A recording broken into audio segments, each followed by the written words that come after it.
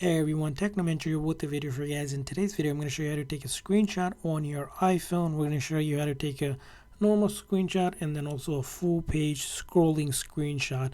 So in order to take a screenshot on your iPhone, first thing is, of course, you want to be on a page that you want to screenshot.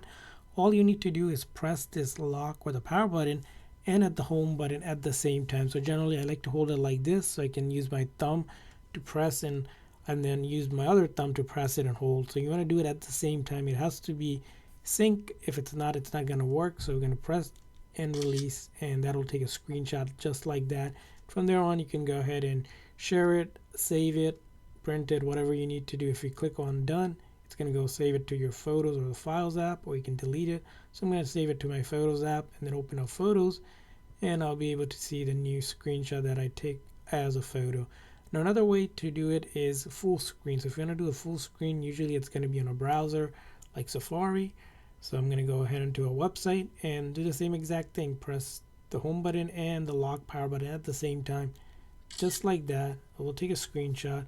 Then I can click on it, and if I want the full page instead of just that, click on full page right here, and now I have a full page screenshot.